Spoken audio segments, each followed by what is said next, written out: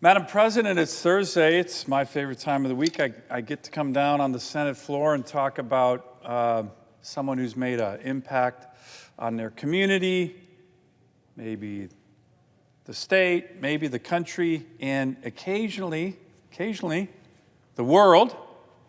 And that's what I call our Alaskan of the Week. Now, this is going to be a little bit of a historic Alaskan of the Week. I've been doing this, gosh, going on 6 years almost. And, well, this is a historic moment because we've never made someone an Alaskan of the Week twice. It's never happened. We're making Senate history right now, Madam President. But you might know that we had an historic week in the Olympics because our Alaskan of the Week a month ago, who we talked about here on the Senate floor, Lydia Jacoby, when she made the Olympic team, she won gold. And for anyone who saw that race, that 100-meter breaststroke race a couple nights ago, you'll probably never forget it. We certainly are not going to forget it, and I guarantee you Lydia's hometown of Seward, Alaska, a beautiful, incredible town, 3,000 people, wonderful people, they are not going to forget it. So, history right here on the Senate floor, Lydia Jacoby, gold medalist, as the Washington Post called it in a headline, an Alaskan stunner, is our Alaskan of the Week for the second time. So, Madam President, you know, I always talk a little bit about Alaska before I do my Alaskan of the Week speech. A lot of people, particularly at this point in the summer when they're visiting, curious about the light, if the sun ever sets in the summer, when it rises. So what I always try to do to people is come on up and see for yourself. We'd love to have you. We're having a beautiful summer. I'll give you a hint right now. In Seward, Alaska, that's the home of our gold medal Olympian athlete, Lydia. The sun will rise today at 5:32 a.m. and set around 10:35. That's a lot of sunlight, but we're losing sun fast. We lost about 5 minutes from yesterday, but if you're still thinking about coming up to Alaska for a summer trip, come on and do it. There's still lots of sun. There's tons of excitement across my state, and there is tons of excitement across Alaska and Seward and everywhere else because of this incredible young 17-year-old. And if you saw it on TV, Seward, Alaska, Monday night was probably the site of the best Olympic watch party ever. I hope people saw that, ever. So, I talked about Lydia about a month ago when she cinched her spot on the team. And she did that by actually swimming the second fastest time in the world in the women's 100-meter breaststroke finals in the Olympic trials for the United States. So we in Alaska knew she was something. I'll mention this again, Mr. President, but you know, Alaskans, we punch above our weight in the Winter Olympics. We do really well in the Winter Olympics for reasons that most people probably understand. And we've done pretty well in the Summer Olympics, particularly trap shooting, riflery. We have an Olympic veteran rugby player right now, Alev Kelter from Eagle River, who's also competing. Her team made the Olympic quarterfinals, so she might be on the field later tonight, so good luck to her. We're going to be rooting for her as well. But Alaska has never sent a swimmer to the Olympics, ever, let alone won a gold. As the NBC announcer said after the race, Alaska, quote, is not exactly your hotbed of swimming in America. Someone else pointed out that Alaska is dead last in the U.S. in terms of swimming pools per mile by far. We don't have a lot of swimming pools. And as a matter of fact, Lydia's story is even more impressive because there's only one Olympic-sized pool in the whole state of Alaska, and that's in Anchorage, 2.5-hour drive from Seward, her hometown. So I'll just reiterate a little bit more about this remarkable young woman and her dedicated mom and dad who raised her. Her parents, Leslie and Richard, are both boat captains.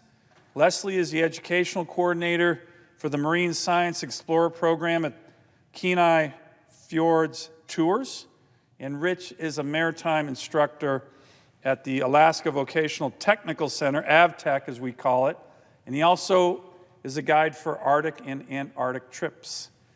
They raised their daughter Lydia in Seward, signed her up for swim classes when she was a toddler. Good job, Mom and Dad. She joined the swim club when she was just 6 years old. When she was 10, she was selected for the Alaska Swim Zone team. State qualifying meets allowed her to go on trips.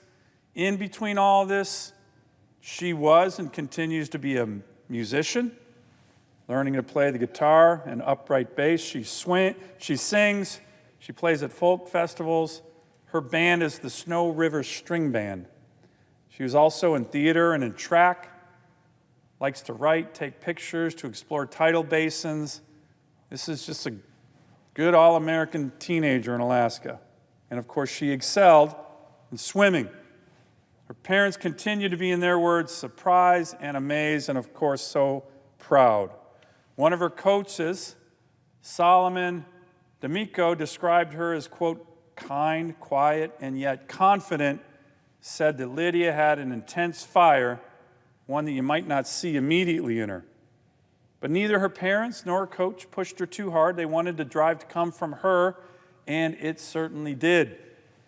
On Monday night, when this historic race started, the NBC announcers were focused mostly on reigning Olympic champion and world record holder American Lily King, as well as the newly minted Olympic record holder Tatiana Shoemaker of South Africa.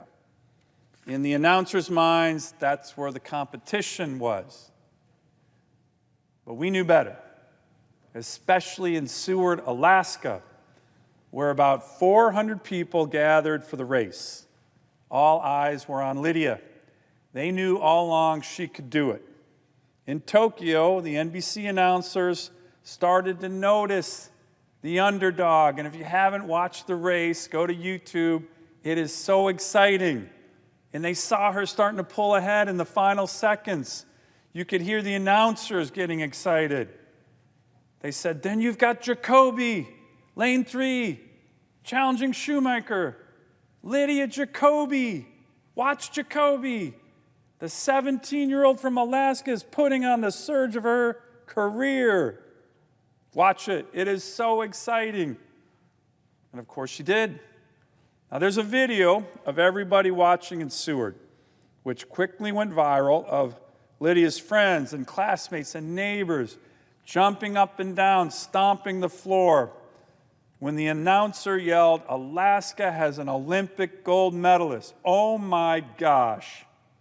The place went nuts. Anyone watching, if you want to get Olympic joy, go on the website and look at the Twitter video that the Olympics put. It is a split screen shot of the race at the top and the great fans in Seward, Alaska, cheering. And when she wins, watch what happens. It is priceless. It is Olympic joy at its best. Lydia's parents, Rich and Leslie, were in Florida, where NBC and the Olympic Committee had set up a watch party for families of the athletes. They too knew that she had it in her to win the gold. Her dad said, when she hit the wall at the turn, we knew she was right in there. She likes to run down people in her races. On television, the joy and the pride of her parents was also priceless. They are still filled with excitement and pride, and let's face it, a little bit of shell shock. And they're so grateful for the outpouring of support from Alaskans, and let's face it, Americans across the country. It's true, Rich said, about Alaska being the biggest small town in the world. Rich said that Lydia is doing great. She's happy, tired, a bit overwhelmed. We don't know yet. She might be competing in an upcoming relay race, which she's super excited about. We'll see if that happens. As for what's next, her dad said Lydia is going to continue her life of being a normal teenager, participate in high school sports, no doubt, continue to play music, and she's still planning on attending the University of Texas in the fall. Normal teenager, but who's touched so many lives across Alaska, particularly Seward, but across the country, really across the globe. As one Washington Post columnist put it on Lydia's win, quote, "There are moments at the Olympics that redefine a town. And there are moments at the Olympics that make you say, that's why I watched the Olympics. That's why I came. That's what the Olympics is all about." And I think we all saw that when we watched this race. We saw that, including the two other competitors who won the silver and bronze, Lily King and Tatiana Shoemaker, who came over to Lydia and were so gracious, hugging her, joyful.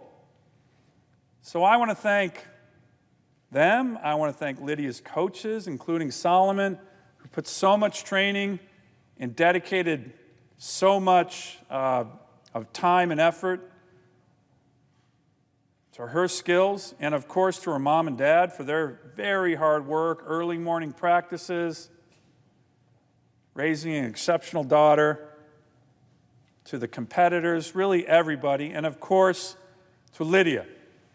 Great job on your hard work, dedication, grit, determination. Throughout the years, so many people, throughout the decades, so many people have dreamed of finding gold in Alaska.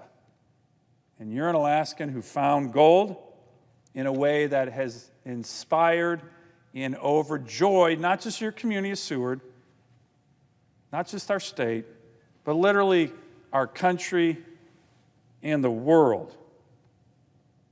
So Lydia, congrats on the gold medal. Congratulations on your win.